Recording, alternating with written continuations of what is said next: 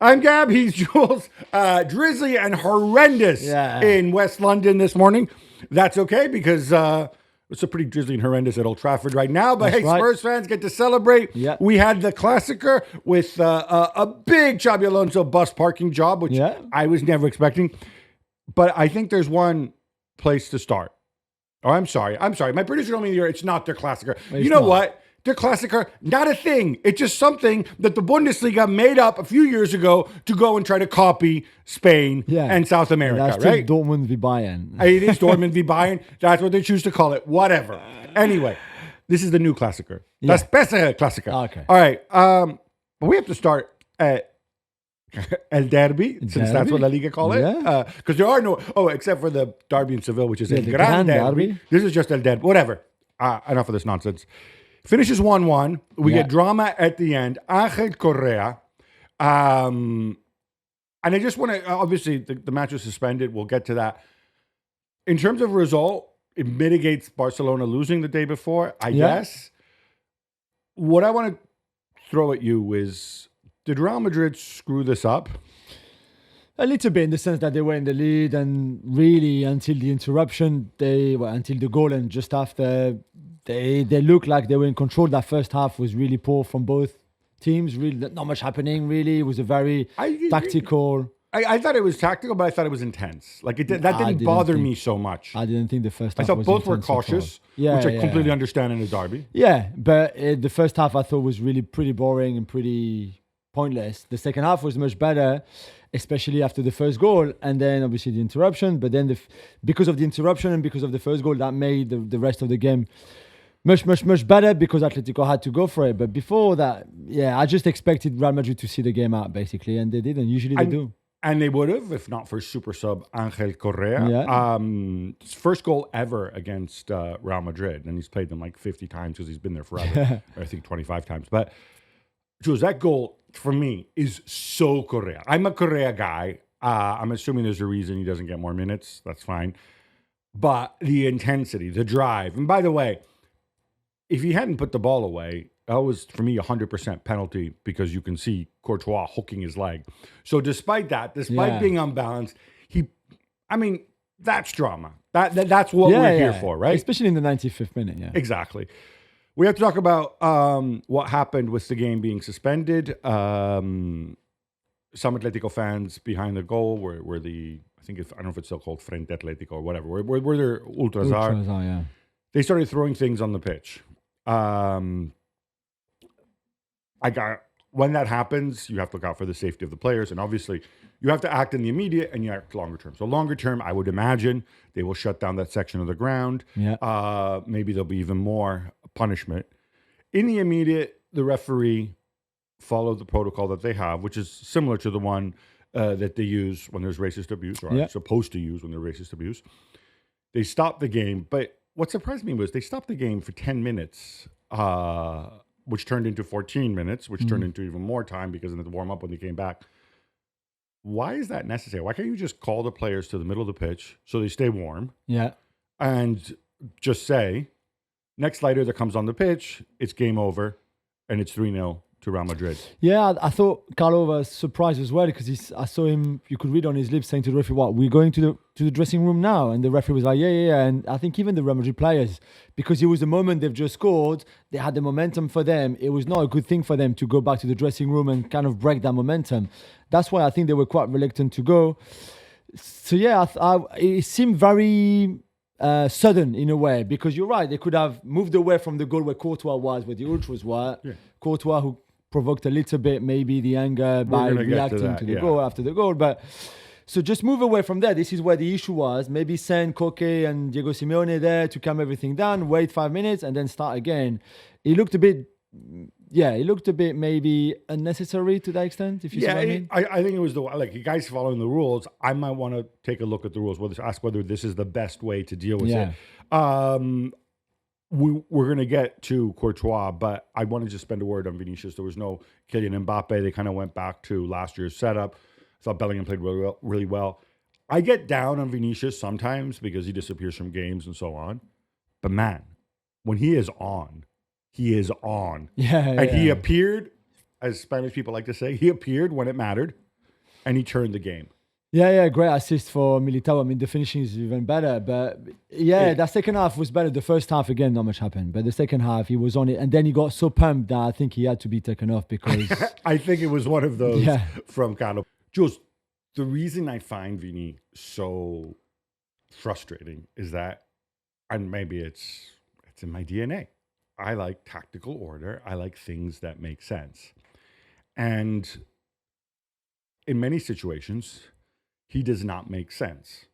Like the fact that you sign Mbappe, make him all this money, and it's Mbappe who has to accommodate Vini, which is fine. I get it. But the fact that he goes missing for long periods from games, or we don't see him. He doesn't do the things that in modern football we usually expect from the skill players. Now, before the Vini fans get angry, Mbappe often doesn't do them either, right?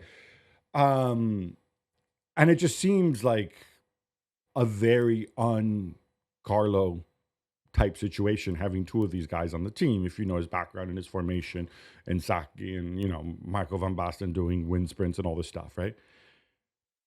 And yet, in the end, this is a low-scoring game. And the guy resolves games single-handedly more than once. Is it just a question of, I almost feel like, is it just a question of buying lottery tickets or buying scratch cards, and the Vini scratch card comes up good more often than others, and this is why you kind of always have to play him?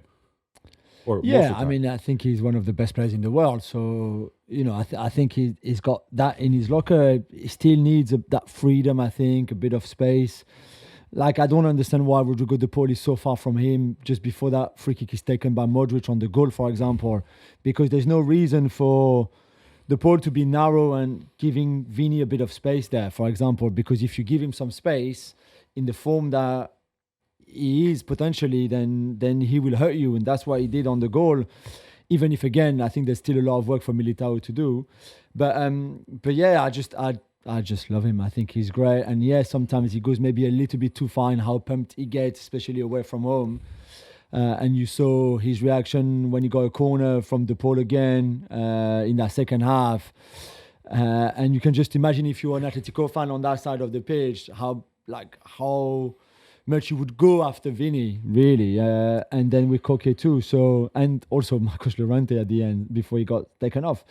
I think that's also what makes him so special. And that's why you can't take that out of his game. Otherwise, you take a lot of his game. I can live with that to some degree.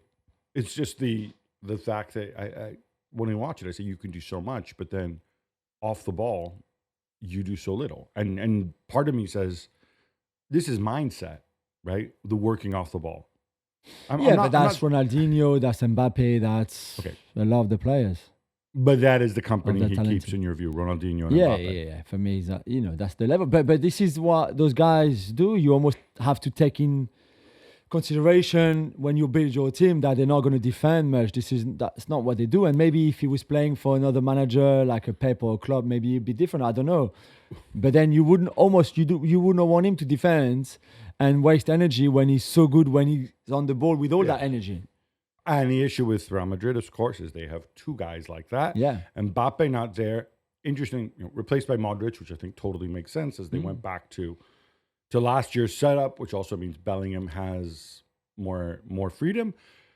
I thought Bellingham had a really, really good game. I mean, Vini, I would assume, would be Real Madrid's man of the match, or maybe Militao. But Bellingham, I thought, this was it. He showed up on a big night. Yeah, he worked What did hard. you make of the front? When you see this, do you get yourself saying, maybe they should be doing this? No, I was disappointed by Rodrigo. That's it. Especially in the first half, where I think he hardly touched the ball. The second half, he had that big chance on the short corner that they had, and he just hit it over the bar. I just thought for Rodrigo, this is in this whole debate about the front four, and at some point Bellingham, Rodrigo, Mbappe, and Vini can't all play together in the big games for balance of the team, etc., etc. I think this was the game for Rodrigo to just score points in that kind of mini table between all four of them in terms of importance, what they can do. And I don't think he did enough, really. So this is a game where you have to work hard, because Atleti makes you work so hard. This is not an enjoyable game, I think, if you're Bellingham or even Vini, all those guys. And I thought Bellingham worked really hard. Yeah, I completely agree with you. This is kind of like the audition for playing time because Yeah. I think as the season progresses, either Mbappe returns and all of a sudden Mbappe and Vini says like, hey, we enjoy pressing and defending. But I don't think that's going to happen somehow. No, yeah. Otherwise, unless Rodrigo makes himself undroppable, he's the one who will get dropped. Yeah. And then we'll get into Arda Güler, Brahim when he returns. Maybe if Camavinga's fit, maybe it's even fit if Valverde on that side. Maybe it's a 4-4-2. I don't know what the setup's going to be. Yeah. But you cannot carry Rodrigo the way you carry The way you carry Vini or sure, Mbappe. sure, yeah. Atletico mix things up as well. Now, this is a Simeone hallmark where he fiddles with his team. Yeah. I think probably more than any other manager of a big club in the world. I really struggle to think of anybody who does this. I mean, Pep does it a lot, but then big games, we have base formation. Yeah. So we saw Griezmann, the only living Sorloth in captivity, and Julian Alvarez all together with the back four, which I thought Marcos Llorente inside, which I thought actually put a lot of stress on the front three because it's almost like he made them really aware, okay, guys, you're all there together. So, I'm taking a big chance playing you guys. I want us to be aggressive, but also we can't concede. And I almost feel like they had their handbrake on. Certainly in that first half, I think there was the Alvarez shot. I thought Griezmann contributed very little. Yeah, there was not much in it. Yeah, and I just don't think play Sorloth against Rudiger and Militao. This is the kind of players they love playing against. This is a Haaland type, tall guy. But you have the little guys buzzing around them. But still, you saw when Correa came on and on the goal, by the way, playing on their shoulders and having that threat of running in behind. By the way, I thought Real Madrid in the 95th minute, being quite higher up the pitch made no sense whatsoever either. But this is what Correa does. Solo would have not scored that goal, certainly not in that way. So I like the fact that if Cholo got it wrong in his starting 11, which I think is a thing, he got it right with his substitution. I mean, Javi Galan with the perfect that was a pass. tremendous pass. Really good pass. And I'm wondering, we're at the stage where he should be getting more space.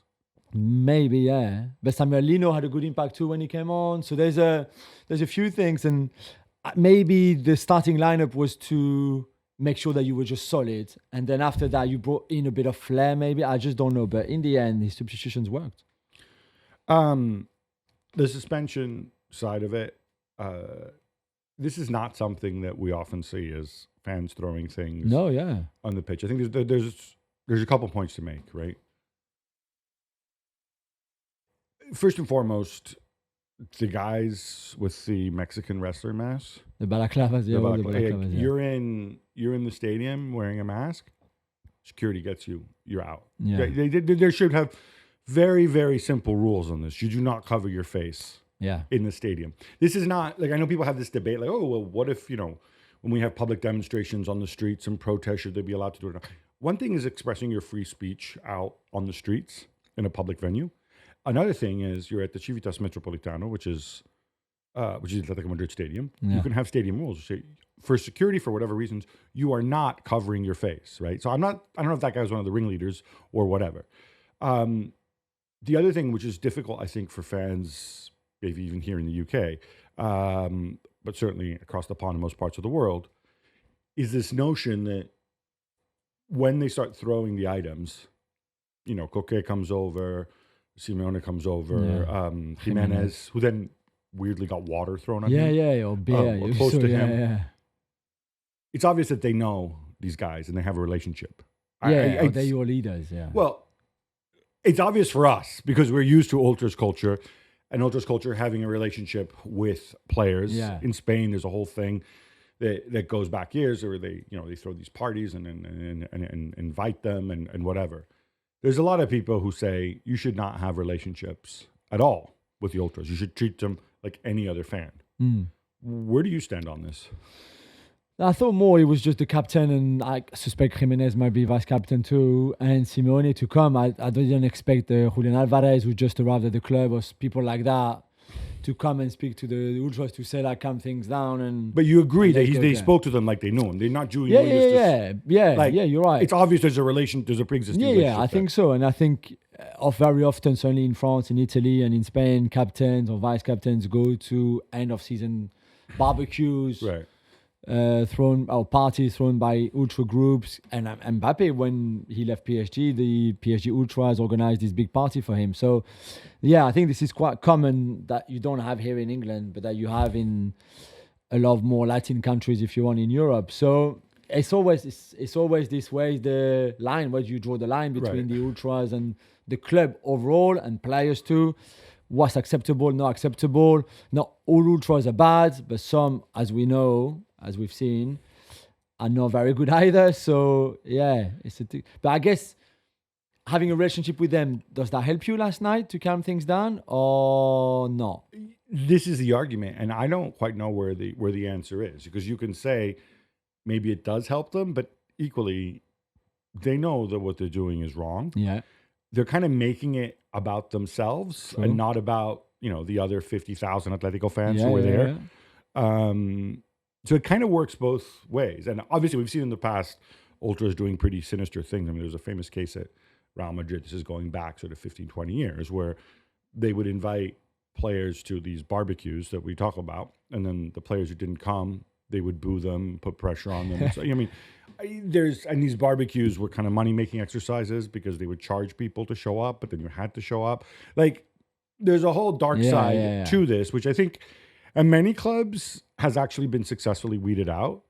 But it does make you a little bit uncomfortable, where, Coque walks up to people who are throwing crap at Courtois, and it's like, hey, my buddy, can you stop? Like, as if, like, you know what I mean? Yeah. And again, I'm not having a go, Coque. He's been there forever. He probably grew up with some of these guys, right? Yeah. The following on from this, well, we agree the suspension, it's a weird protocol. Again, I think that could have been briefer. Yeah. Diego Simeone had something to say after the game about this. So he went to see Courtois on the pitch as well. Yes. And you could see him say, I don't know, he has his thumbs up, but he looks a bit sarcastic in his face. And I then could he not starts read on his clapping lips as well. Do you think he said to him, like, why did you... So Courtois reacted by turning around after the Militao goal towards the Ultras, him as a former Atletico de Madrid player, and kind of like provoked a little bit, right? Yeah. And then afterwards, in the press conference, he came out and he said, look, those guys, the Ultras, are completely wrong. Nobody's justifying them. But we are also wrong, right? And he did the whole we. And he says, I'm not just talking about Courtois. I'm talking about me. I'm talking, because he's certainly wound fans up in the past many times. I'm talking about Vinicius. I'm talking about Messi. He wasn't even there, but whatever, right? But you get the point, right? Our behavior on the pitch, we cannot wind the fans up. Yeah. You know my thoughts on this? I've had many goes at Nico Jackson, among others, but it's not just telling. Remember Ruud van Nistelrooy machine gunning the opposition. I'm like, dude, from the safety of the pitch, and everybody's a big man, right? I think Courtois is literally a big man. Yeah, really big. I'm in two minds about this. I get his point more generally. It did feel like in that situation, Courtois going to the fans saying, bring it on. He's obviously not saying, bring it on, throw rocks at me. Yeah. He's saying, bring it on, keep booing me. Which I think is kind of different than somebody shushing the crowd, which I absolutely hate, or whatever else. To me, it felt like, I'm a big fan of Charles. I've had the privilege of meeting him. I've known him for 20 years. For me, it felt like, let me spin this argument away from the behavior of my fans and the punishment we're likely to get, and spin it a little bit, spin the conversation towards Courtois. Yeah.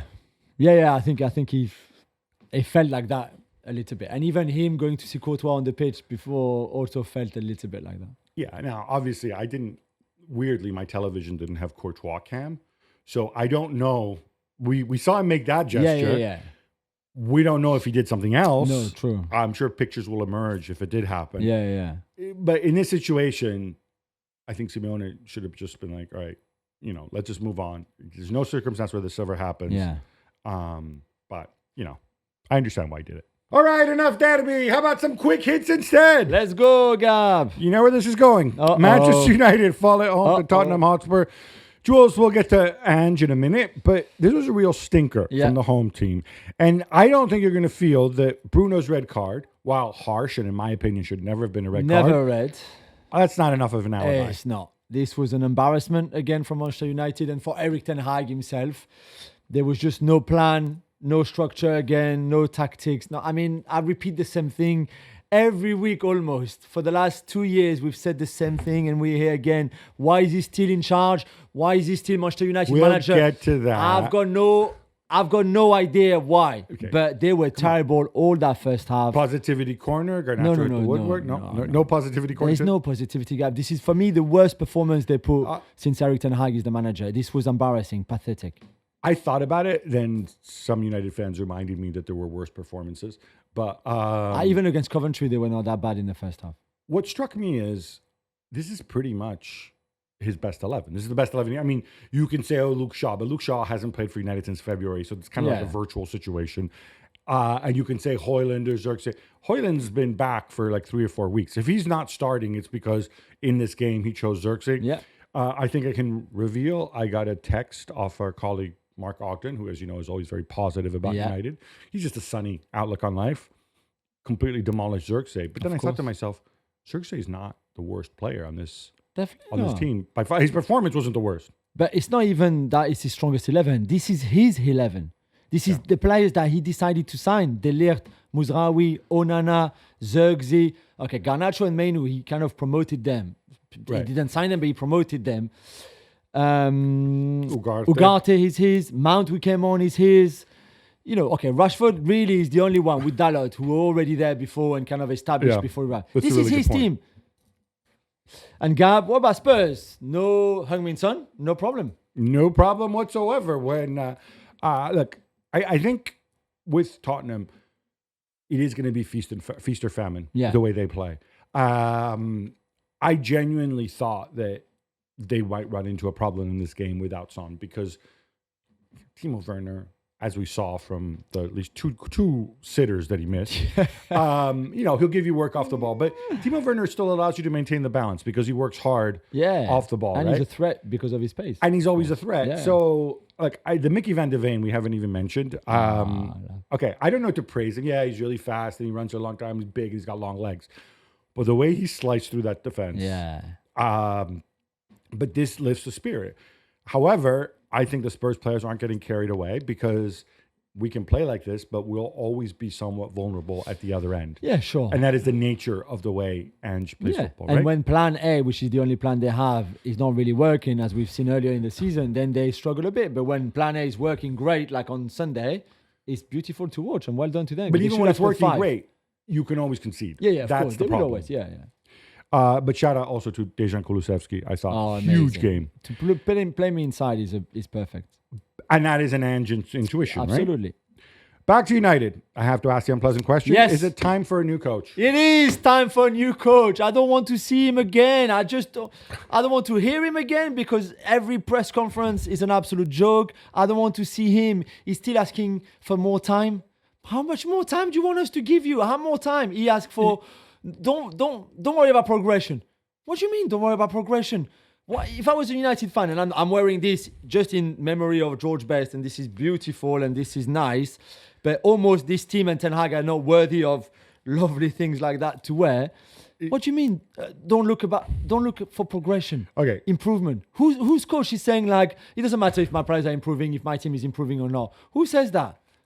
So I go back to this.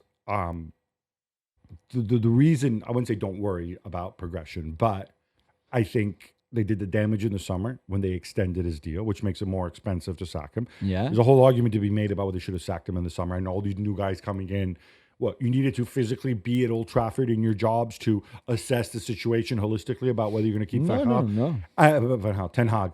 All I would say at this stage is Højlund's just fit. Ugarte just arrived.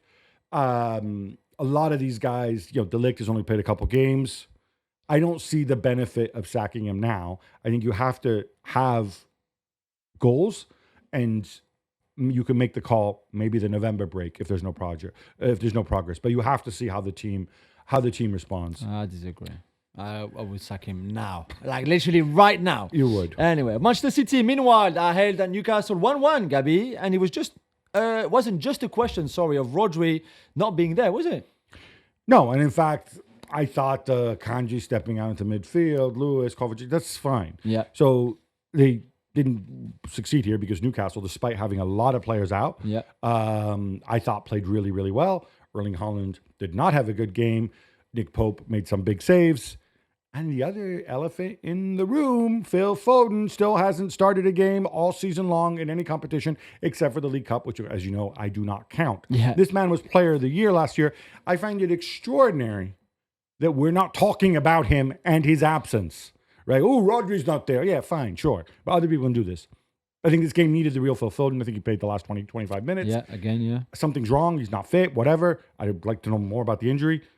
I think this is what United, what City are missing right now, is last year's Phil Foden. Jules, we're not done because there's so much more quick hits. Yes. Bayern Leverkusen, which I'm not der Klassiker. It's der tolle Klassiker. They battled to a 1-1 draw. Jules, I never thought I'd say this, but Xabi Alonso mega parked the bus. 3 shots on goal, 0.15 XG. Yeah, they were there to defend and to defend well. They've been conceding goals lately, or this season certainly. Remember the Leipzig game, for example, they didn't want to get exposed, especially in transition. It made the game not as interesting, obviously, as if they had gone for it. And I think that Andrich goal, really even lucky to score that one goal. They had good moments at times where they kept the ball a little bit better, but overall it was just all Bayern, wasn't it? It was all Bayern. They had like 30% possession. And like you can point to the fact, Harry Kane, he didn't get it off a single shot on goal. Yeah. So look, it worked, but you can't. I get the pragmatic side of things. Yeah, I think This team's not built to play this way. No, And but they got the could've- points they wanted. Yeah, but Bayern could have scored. Yeah, but Bayern they should have didn't. scored. Yeah. The XG is 1.2. So yeah, they could have scored, should have scored, but they didn't. So in a way, I think producer Freddie was there at the game with Nathan, and they spoke to Xabi Alonso and Granit Xhaka after the game. We said, listen, this is the job we wanted to do. We did the job. We're very happy. Yeah, I don't want to see this again, though. But if they have to, they will do it again. Maybe away in Dortmund, maybe Don't. in other place. But no, why did you say don't? They Because- wanted a point. They got a point. Why would they not do it again? Because it's not the right. I think it's not the right way for this team to play, to get into that mindset. There's too many things you can't control. These are not defenders. This isn't Bonucci. But Gab, Chiellini, Xabi Alonso knows who better grew than up- us. Xabi Alonso, this is his team. If he thinks that they can play like that, To me- they should play like that. To me, what this says is you do not have faith in the team the way you did last year. I disagree. I just don't think- know. I just think that you listen, go. yeah, Xabi Alonso is a far better coach and he knows more. It doesn't mean that it's we have not to that. agree with everything he does. No, of course. I just really I surprised just- that he would do this. Yeah, but in the form that Bayern were, maybe he thought, you know what, I'll But take because a they scored point. a bunch of goals against Holstein Kiel and Dynamo Zagreb. Bayern didn't play. No, hasn't in played general, anybody they this played. season. Well, no, the last 3 games they've played great. But I'm saying they haven't had played good against momentum. anybody. No, true. That's they what haven't I'm played. saying. Yeah, no, true. This was their first big Yeah. test. But when you saw what happened to Leverkusen against Leipzig in Leverkusen, Yeah. I think going away to Munich and doing that, I've got no There issue was with another it. game where they conceded 3 goals and whatever. So yeah, no, they've been conceding. jumping at the back. Yeah. Definitely. Back to Spain now. After 7 wins in 7 in La Liga, Barcelona fall hard at Osasuna 4-2, Gabi. Did Hansi Flick choose the wrong game maybe to rotate? I will get to that in a second. First, I know you want to celebrate Brian Zaragoza for the little move where he puts a guy in the backside. Lovely. Do you remember he hurt Jules Koundé last season before the loan to Bayern Munich? He humiliated Koundé and Barcelona. I say this So- about Koundé's playing by himself with a bunch of toddlers in the back line. Yeah, I So mean, Hansi no. Flick, I think he already had 8 players out, Yeah. right, for not his fault. On top of that, he decides to rest Alejandro Balde for this game. Yeah. There were so many guys. Lamine Yamal and Rafinha. were on Lamine the Yamal bench. and Rafinha, Inigo Martinez, Yeah. even Marc Casado, who still would have when he played. You can push this a little bit, and you're keeping in line with your mentality. The kids, next man up. I just don't know why you had to do this in this game. You have young boys coming up at home Yeah. in the Champions League. Yeah. Maybe play the young boys against young boys. See what I did nice. there? Yeah. Rather than this game, Osasuna I away, agree. it's really, really tough It is. out. It is. It is. Arsenal lose a 2-goal lead and need to wait until injury time to beat Leicester City 4-2. Jules, did they nearly throw this away? They did, and I don't know why, because that first half, they were so dominant. It was ridiculous, really, that I don't think Leicester had a touch in the Arsenal box and hardly in the Arsenal half even in that first half. And then they fell asleep at halftime. I don't know what happened in that dressing room, but they came back a different team, Arsenal, and Leicester got a bit lucky on the first goal, scored an amazing second goal by James Justin that will never get a sweeter volley in his whole life. And then Arsenal had to go again. In the end, if you look at the stats, it's ridiculous. I think Arsenal's XG is almost 5. They had 36 shots, 17 corners. But it took them to the 94th minute to score that third goal. Some big saves from Mark Hermanson. But I was talking about Arteta said, like, oh, well, I was disappointed they gave match to 2-2, but I feel even better because they stayed calm and, we brought the points home. I think these are things you say in public. I think in private, he says, I need to turn this into a teachable moment because this cannot happen. Yeah. Because one day you're not going to win the game. Exactly.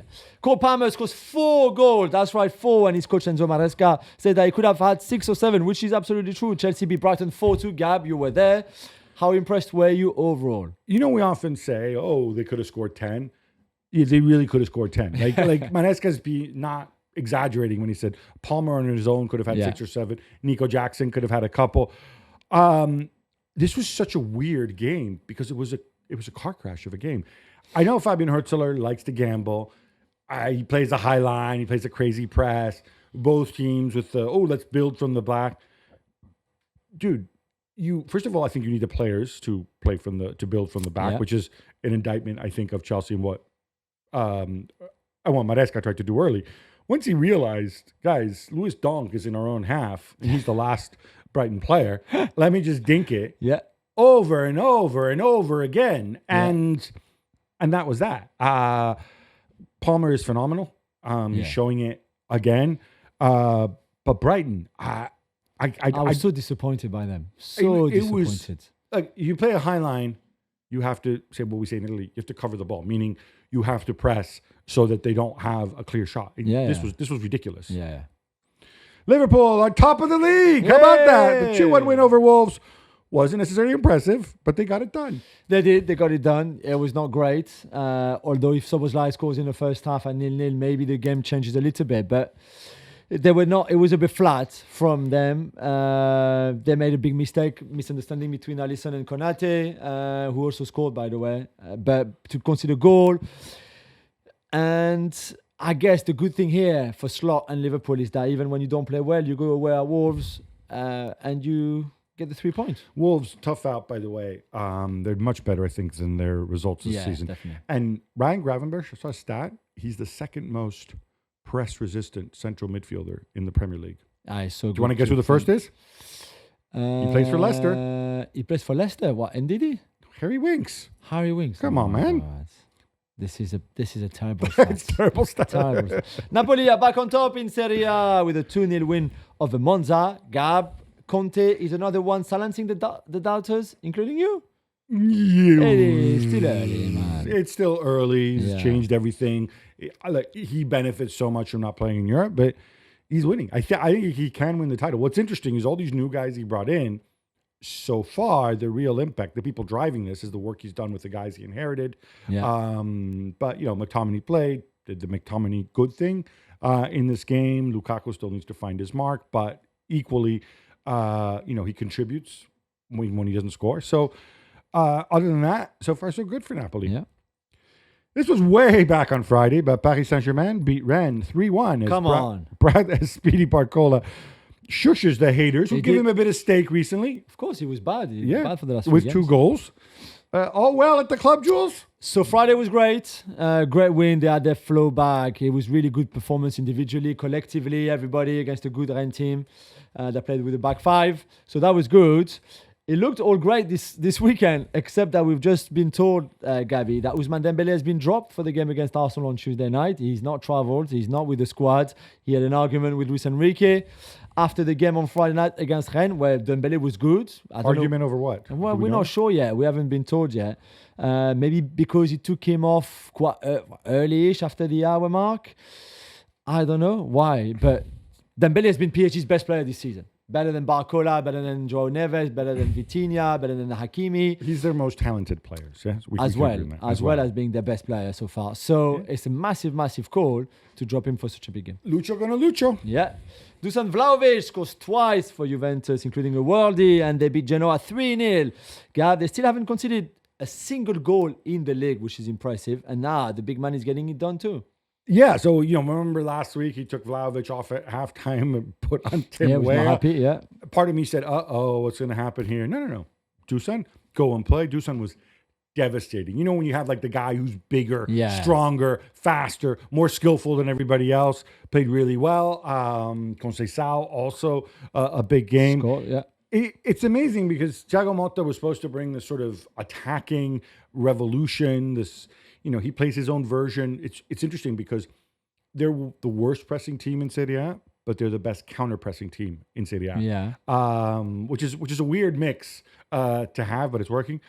What I think nobody could have imagined is that they would not concede. They would not concede. They're the only team in Europe's big 5 leagues Yeah. not to have conceded a goal, except for that little brain fart against PSV Eindhoven. They wouldn't have conceded And in that was Europe late either. even. That was way late. And they're doing it with Gatti, people like that, who people said weren't good enough. So hats off to Thiago Motta. Aston Villa could have gone joint top of the table, but they were held to a 2-2 draw at Ipswich as Liam Delap, yes, Yes, just that's him. your podcast tool, Liam Delap, Yeah. turned Diego Carlos inside out with Yeah. a step over, which you see adults doing this against children. I mean, credit to Delap, but wow, that wasn't the most disguised thing. Whatever. Hey, you can discuss the Techers. Jules, should Unai Emery be worried about that second half collapse? I think not just the collapse. I think you should be worried by the fact that they are conceding goals far too easily. It's not the first time. They were 2-0 down against Everton, for example. They've been behind in many, many games this season. They were behind in this game early on too, on Liam Delap after Liam Delap's first goal. It's not good enough defensively. Yeah, they've got so much firepower and they create chances and etc. And I was glad to see Rodgers scored, for example, and Watkins is back at his best. But it's defensively where I think they're struggling. And now Bayern are coming to town this midweek in the Champions League, and that could be very, very difficult for Villa. For me, it's that second half. I mean, Emery said like that, you know, they just fell apart in the second half. Yeah. And you can pin it on the individual. I mean, sorry, since you're the Techers guy, that move that Diego Carlos, that Liam Delap puts it on him. Now, if it's Mbappe doing it to somebody who's like, wow, Liam Delap does not move as quickly. Who had a great game, great young player. He's a you know, another one who got away. Soon he might be in the Cole Palmer bucket. Yeah. But this is like you did this to your son when he was 2 years old, right? Yeah, it felt again too easy. Yeah, far too easy. Lautaro Martinez scores his first goals of the season as Inter win away to Udinese 3-2. Gab, he had scored just one goal since February. How big is this? And what happens? Just the one goal since February for Inter. He Yeah. scored a bunch of goals in the Copa America, and I think there's your answer, Jules. I just think it took a ton out of him. Yeah. And when he came back, it took him some time to get going. Simone Inzaghi, as he does, recognized this, which is why, alternated him, rested him, used Mehdi Taremi. But he was phenomenal in this game. And some people will go and see flaws in Inter's defense. But I mean, they gave up a goal in garbage time to Lorenzo Lucca, by the way, who's 8 feet tall. He is. It looks kind of funny when you see somebody that big with his long legs, powering up the pitch. But I thought they played well. That was a good response. Barella midfield, Frattesi coming up big again. I think this is Inter are better when they have the best Lautaro. I don't see any negative from and this we game, saw the link frankly. up play with Thuram as well on his second goals. Which we've seen before. Yeah, we know those exactly. two. Thuram, really intelligent player, Yeah. by the way. Let's go back to Friday night. How about Borussia Dortmund coming back from 2 goals down at home to beat Bochum 4-2? Does this tell us anything other than the fact that it was major squeaky bum time for And Nuri it Sahin? was chaos again. I mean, the way they were 2-0 down, they were so horrible in that first half. Terrible from start to finish. They got lucky to put one back just before the break, by the way, because I think psychologically this was massive. And then they just destroyed them in the second half. But again, with the ball going forward, we know even if it's a bit chaotic, they've got a lot of talent and players who individually can make a difference.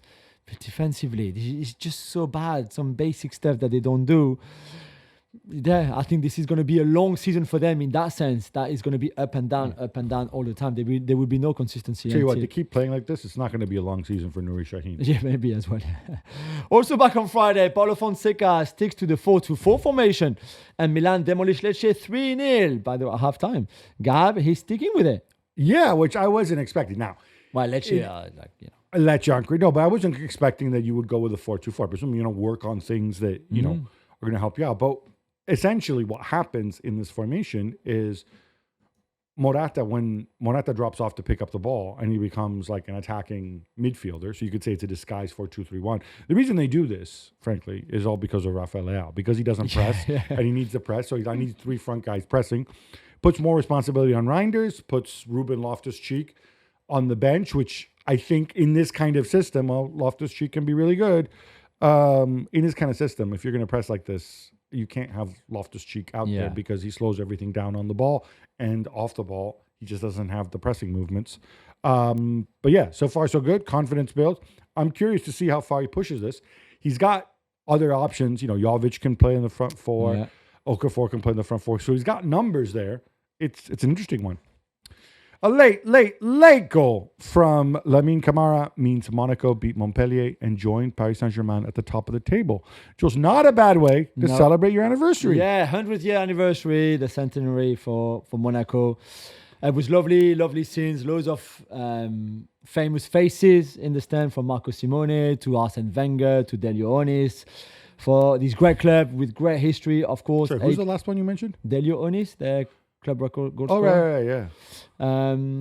Great. From the 60s? Yeah, 60s, 70s. Yeah. Argentine striker, really good. But isn't he also Ligue 1's all-time goal scorer? I'm going down this. Isn't he or one of Ligue 1's all-time? Yeah, he is, I think he's got like over 250 goals or something like that for maybe Monaco and Nice and someone else maybe. So great, top club. I was really happy. And the fact that they also won, even if Montpellier made it difficult, they had so many chances to win it. Flo Balogun also scored their first goal, by the way. So really great night overall for Monaco. Leipzig demolish Augsburg 4-0 to bounce back after some disappointing outings. Gab, I bet you want to celebrate the front 3. The SOS. I love that. I don't know if you go SOS or SOX, because obviously Xavi Simons, he can be Sesko Penda Xavi or Sesko Penda Simons. I like SOS right now. Yeah, that's perfect. Obviously Sesko and Simons are both 21, Openda 24. They scored a ton of goals last season, had a ton of assists. They're at it again this year. And I'm sure if I were buying futures right now, next 5 years, I don't know. All right, you would take Real Madrid's front 3. You would assume would be more productive over the next 5 years. Maybe Manchester City, right? Yeah. They're all the right age. Yeah. Not too many others, would you? No, that's true. And I know people are going to say, well, there's, Xavi Simons is going to go back to... Yeah, they're not going to keep them together. Paris Saint-Germain as soon as Lucho gets sacked. Sesko is going to be sold. But for now, this trio are just so exciting and so talented. And then you wonder, Marco Rose has sorted out the back, and then you might actually have a team. Yeah. Everton get their first win of the season, 2-1 over Crystal Palace. Jules, the Friedkins are already having an effect. Well, maybe, they were a goal down after... I thought a really good first half from Crystal Palace, where they scored, they controlled the game, they had chances too, and then it all changed in the second half. Dwight McNeil with 2 goals, including one absolute beauty with his left foot in the top corner. Great, that's what Everton needed. It's not great, it's not perfect, but this is their first win of the season, and this was massive, because if they lost that again on the back of all the bad results so far, I think Daesh would have gone, and he might still go, by the way, but this is a bit of a relief for everybody, I think. So well done to them. Nicolo Piselli, Roma born and bred and buttered, you even put, scores the winner as they come from behind to beat Venezia 2-1. Gab, this wasn't great, but Juric is still unbeaten after taking over De Rossi. He is, and obviously this takes a lot of pressure off the Friedkin. See, this is our little Friedkin corner here. I'm really happy for Piselli. De Rossi chucked him in. He's very, very young. He started a couple games last season. And Juric stuck with it. That's the credit of Juric. His football's very different from De Rossi. Still attacking, but obviously in a very different way. But he's not somebody who says like, "Oh wait, I didn't pick you. I don't know you. Go away." Right? He builds on what is there. So they move up the table, and I want to see more from Piselli. I'm sure we will. It's time. It's Texter time. Jules, tell me that absurd late goal that helped Lyon beat Toulouse and JT's role in it.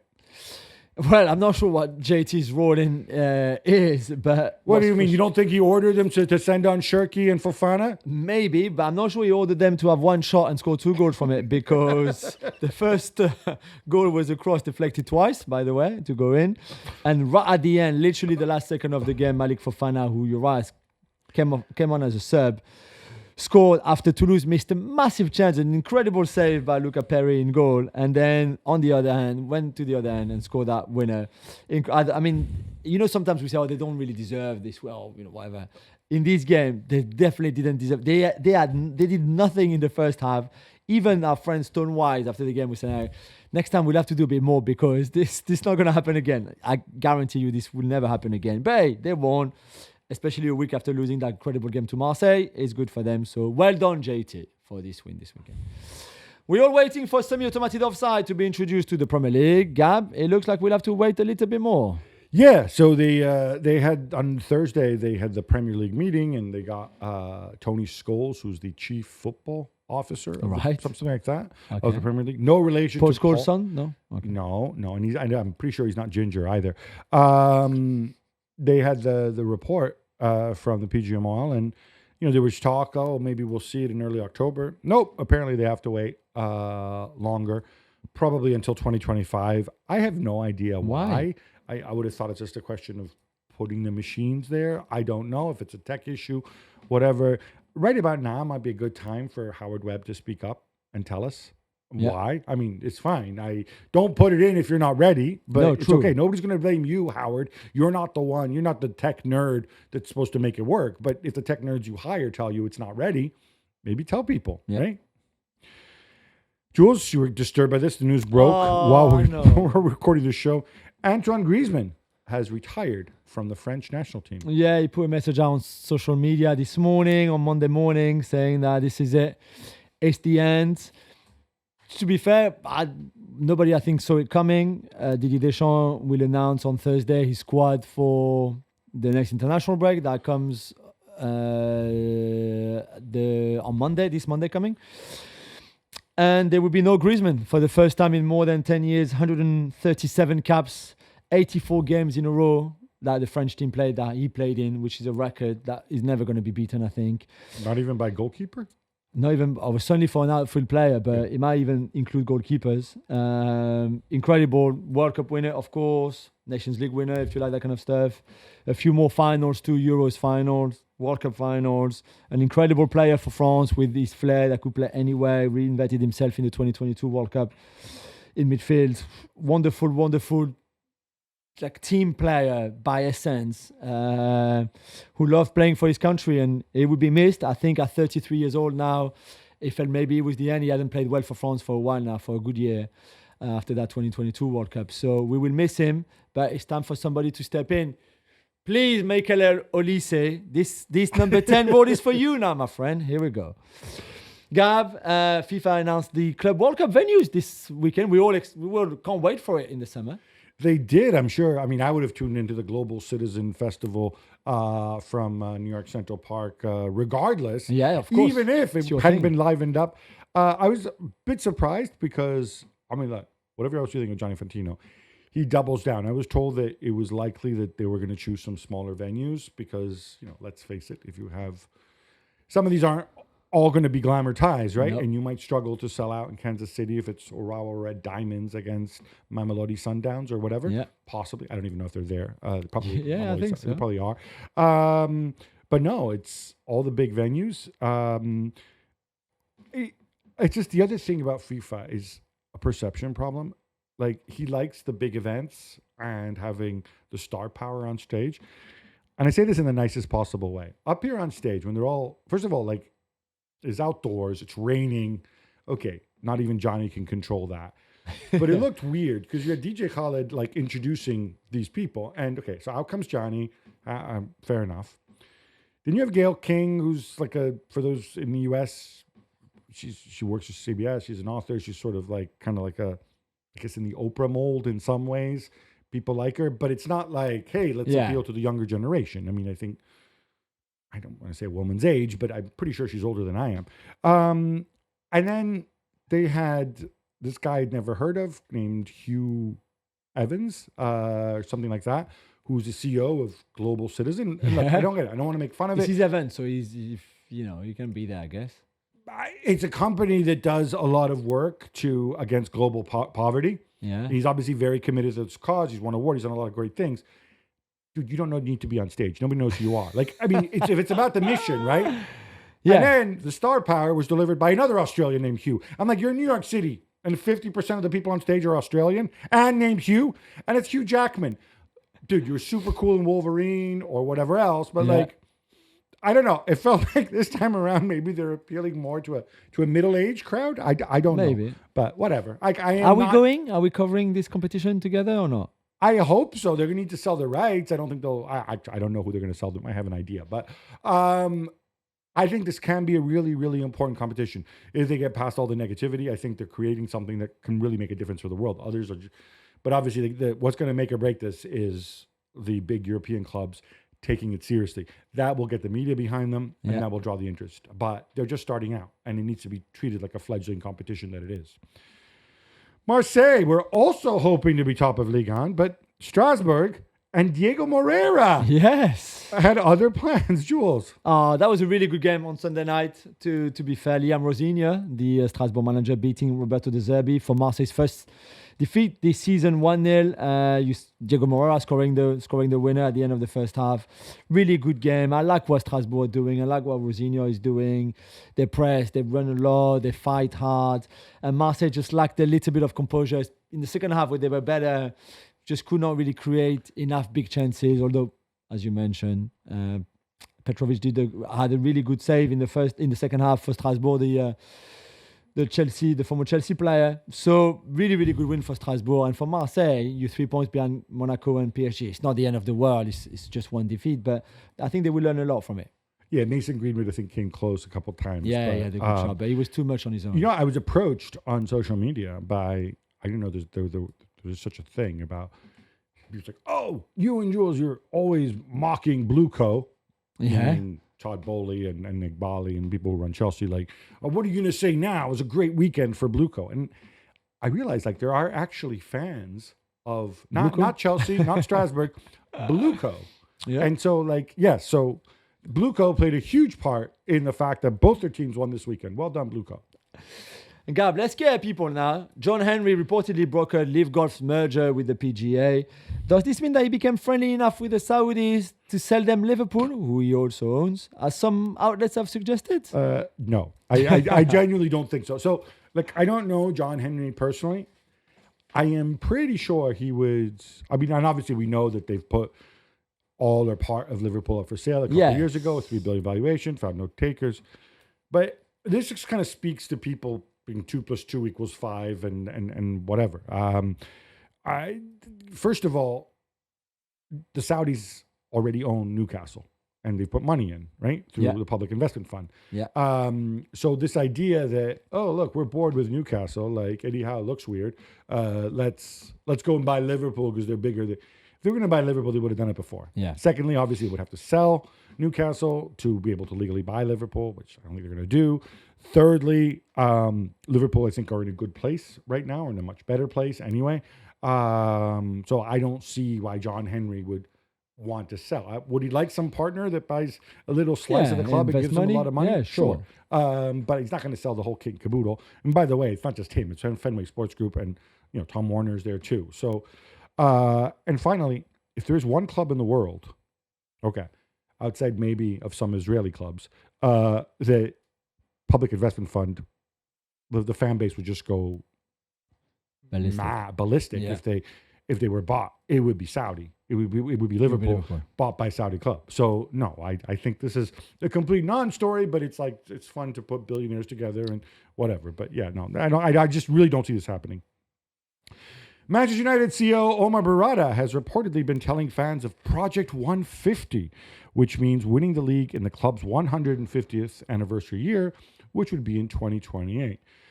Jules, is this putting a deadline on there a good idea? So I like a plan. I think you've got you've got direction, something to aim for, an ambition. I like this. I think there's so much work to be done at Manchester United right now to not just restructure the club, but almost restart a new positive chapter or era, if you want. So I don't have an issue with that. I like it. It's just that it's in 3.5 years. It's in 3.5 years' time, and that's going to come really short. And right now, United are nowhere near being able to compete with the Premier League. I agree they're nowhere near, but I also don't think that. Well, I think it's definitely realistic, but I also don't think it's impossible if things fall into place that it could happen sooner. As we know, the guy across town, Pep Guardiola, his contract is up in the Very summer. true, We yeah. don't know what's going to happen. We don't know what's happening with the Chargers. Once you remove Manchester City from that equation, you have to catch up with Liverpool and pass Liverpool, and you have to catch up with Arsenal and pass. Yeah. You know, But then Chelsea are going to get better and better too. okay, but you're Manchester United. I'm saying that. I know. What you I'm are. saying is, it's not okay. He chose 2028 because it's 150th anniversary, Yeah. presumably, right? Had it been 2027, I think that would have been a realistic goal to work towards as well. Like, I don't think that Barada thinks that it's going to take them 10 years to be good again, or even three years to be good again, because otherwise he wouldn't have taken the job. No, I guess so. But yeah, let's see. But I like a plan. I think I'm always in for a plan. Talking about plan, Barcelona's return to the Camp Nou has been delayed, Gab, to October 2025. Is this a big deal? Yeah, I think it is a big deal because when they play at the Camp Nou, they make a lot more money than they do when they play at Montjuic. So there was a suggestion that it was going to be, later this year. It looks like that's not going to happen. So this hits them financially. I think it hits them psychologically because the Camp Nou is their home. So I think it is a blow. Luis Enrique says he'd happily take a 50% pay cut if it meant not speaking to the media. Jules, I assume he's joking. Otherwise, Nasser might take him seriously. Yeah, I mean, he was answering the question about player strike and what if players would play less matches and take pay cuts. That has been mentioned by others before. And he said, if I could, I would take a 50% pay cut and don't do the press conferences, especially the ones after the games, which is the ones that annoy him the most. Obviously, he's not going But he's happy to go on Twitch for hours. Yeah, to talk about cycling. Jens Lehmann has had his day in court, Gab, and he's 135,000 euros poorer. Okay, so I'm not a lawyer, as you know. I'm not an expert in German law. I think he might be a little bit fortunate that he's just 135,000 euros poorer and not in a cell somewhere, because let's just remind ourselves what he did. And this is stuff that is just so bizarre. I know we all joke, goalkeepers, they're all a bit eccentric. Yeah, but he takes it to another level. This is an old case where they combine two things. One is he flies around Europe for various reasons and with his various businesses. When he goes to the airport, you're supposed to do pay and display. He just drives out without paying. He's done this time and time again. That is one of the things that he's found guilty of. I don't know. He can obviously afford it. What bugs me about this is like, I can afford to do this, but I can get away with it. Ha ha! Look, I'm not putting €5. Yeah, like Rage Against the Machine, Jens. Come on, man. The other thing, he's in a dispute with his neighbor. The neighbor has a garage. Apparently, there's a beam sticking out of the garage. He says it's not supposed to be there, whatever. So what is a normal person do? He takes a chainsaw and he damages the garage. He cuts off this beam that's jutting out. Now, again, is this normal behavior? Do you need help, Jens? Yeah. I'm just glad the law caught up with him. You cannot behave this way. If you need help, I'm not joking. Go get it. He bought the rights. He trademarked the name Invincible, which I think, I don't know, whatever business partners, ex-players he might have going into it, they might ask themselves, wait, if I fall foul of Jens Lehmann and this Invincibles project, is he going to come after me with a chainsaw and park illegally? I don't know. Brentford draw 1-1 with West Ham, but Jules, they make history in other ways. That's right, Gabby. For the third Premier League game in a row, they've scored within the first minute, which is pretty remarkable. 30 seconds it was against West Ham, 22, I think, against Spurs last weekend, and then against City was maybe after 18 seconds, something like that. The issue I have is that they've won none of those games. No. It's 1 draw and 2 defeats. So maybe it's not a good thing, Brentford, to score so early, but well done to you. Still, Brian and Bomo with 2 lovely goals within the first minute. We have max respect for Brentford. What they're doing is amazing. The only club in the Premier League to make a profit last year. Yeah. However, and they're massive innovators, right? They think outside the box, and they had their set piece coach who got signed by Chelsea. I'm wondering how long before somebody says, "Oh, look, they have a specialist kickoff coach as well." That's the problem. Let's go and harass Ange about that too, right? Gab, you get all the weirdo goalkeeper questions. Sorry, Emi Martinez has been banned for 2 games for Argentina, and not with Aston Villa, for his behavior. What did he do? So I guess when they played Colombia in the qualifier, somebody thought it would be a good idea to have a replica of the Copa America there. Now, as we know, because we saw this in Qatar and we saw this at the Copa America, what does Emi Martinez do when he sees a trophy? He pretends it's a large extension of his manhood, and he messes around with it. Which is very stupid. It's stupid. It's not funny. It's disrespectful. On top of this, he then got into dispute with a cameraman, slapped his camera with his gloves. Dude, like, I get you're on the edge and whatever, but like, stop acting like this.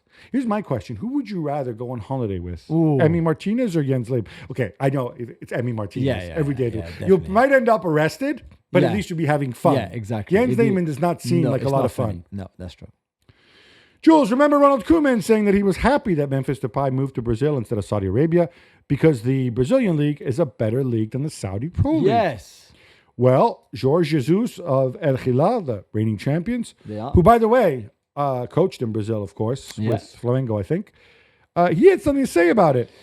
He did. He said that basically the Eredivisie is one of the weakest leagues in Europe, that the Saudi league was much better, much stronger than the Eredivisie, and that Koeman, the Dutch guy. I was almost surprised that Jorge didn't say the Dutch guy, by the way.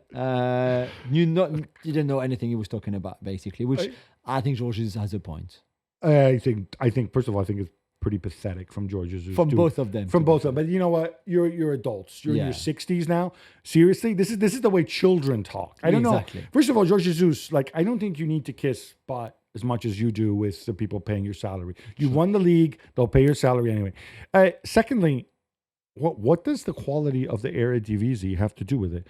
Ronald Koeman happens to be Dutch, but he's not coaching in the Eredivisie. No, right? So it's not like you're going to upset him by saying how terrible the Eredivisie is. Yeah. The question is Brazil versus the Saudi Pro League. Yeah. And I'll tell you what, Jorge Jesus, who of course has history there, maybe might go back there one day.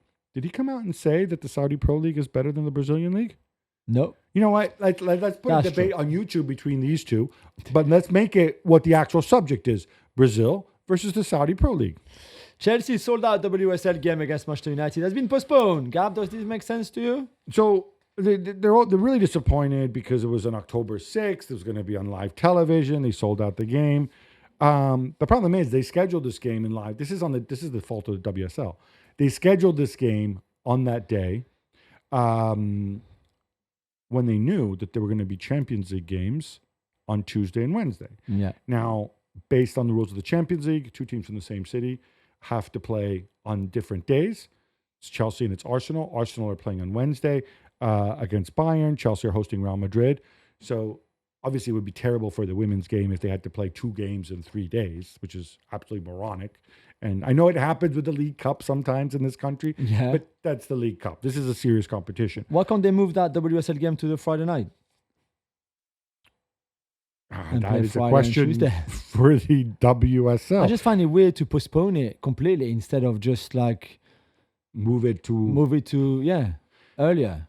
Yeah, to be honest, that's a very fair point. Also, the two teams from the same city on the same day. I know it's logistical things and whatever, but you could also say, why can't Arsenal play on Tuesday and have Chelsea play on Wednesday? And also, I mean, if the two games are not at Stamford Bridge and the Emirates, but even if they were, they are like the opposite side of the city, and even more if they play in the usual Arsenal's stadium. game is in Munich. That's even worse. It's even worse, yeah. So, so it doesn't make any sense. I don't know. It's really weird. As long as they do that for everyone, for Manchester City, if that's the case, for Arsenal, if that's the case. I don't know if they were expecting one of the English clubs to get, because obviously they have 3 teams that have gone through. Maybe they're expecting one of them to go out and get knocked out. So we won't have this problem. But somebody dropped the ball here. It's not a good look, definitely. The Spanish Supreme Court says that the Spanish FA has the final say over whether La Liga games in the US. This is my question for you, Jules. That's you for me, sorry. Yeah, sorry. Yes. Spanish Supreme Court says the Spanish FA has the final say over whether La Liga plays games in the US. Are you okay with this? And how do you feel about Liga games going overseas? I don't really like it. It's not against you, La Liga US fans. I just think that La Liga matches should be played in Spain. There's no advantage or disadvantage in that way to go and play a game in Miami between Girona and Getafe or, whatever. Like, I just don't think it's a good idea at all. And certainly I don't think the Spanish FA should be the one deciding if that happens or not. I think the club. Well, they have the right to veto it. So you're saying that they should not have the right. Oh no, they can veto it. Sorry, I thought you said that The FA can veto it, and obviously La Liga wants it to happen. And relations between the FA and La Liga aren't great. Yeah, and I just think, I don't know, I would hate to see it happening. And again, it's nothing to do with US fans who would be, I'm sure, very happy to see a La Liga game live in one of their stadiums instead of on television, but I just don't think it's right. So you think that if you have a national league, then games from that league should only be played in that country? Yeah. So I guess you don't think Cardiff or Swansea should ever be allowed back to the Premier League. And what about Monaco, huh? You were celebrating Monaco earlier, right? Yeah, Bastia and Ajaccio as well, if you want. Corsica, you know. Newcastle chief executive Darren Eales is stepping down, Gabby, to fight against cancer in a better way. This is sad news. It's very sad news. Obviously, he hadn't been in the job that long. Our best wishes go to him. He's somebody who's so highly regarded.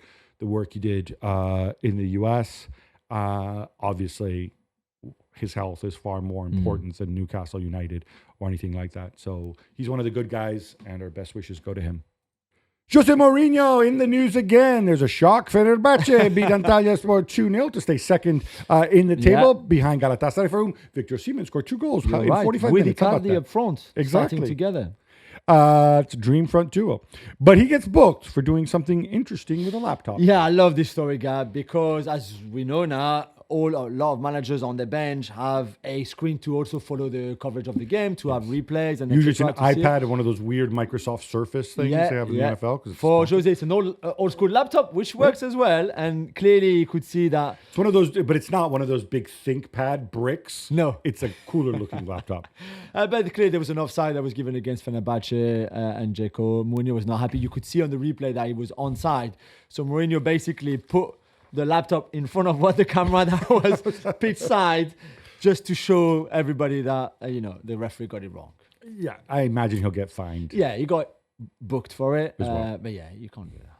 Inter Miami draw 1-1 with Charlotte at the weekend, and Leo Messi, who scored a great goal, by the way, has something to say about the referee, to the referee even. Yeah, so this was kind of one of those sort of epic matches, 12 minutes of time added on. Luis Suarez missed an absolute sitter. Yeah. At the final whistle, though, Messi, angry with the ref, goes up to him, berates him. I looked like it. He said something about perhaps his mother being a female dog. And look, whenever people question Messi, it's a golden retirement, not challenging himself. This is a largely irrelevant game. Inter Miami will make the playoffs. They're not on a good run. I think it's 3 draws in a row, whatever else. But I love the fact, competitive juices flowing. At the end, what does he do? He treats it as if it were the freaking Champions League final. Yeah.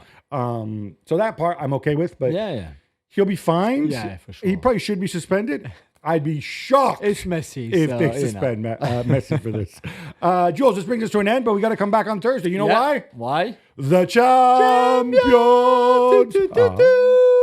I am hyped and I am amped. Until then, love the game, love your neighbor, love yourself.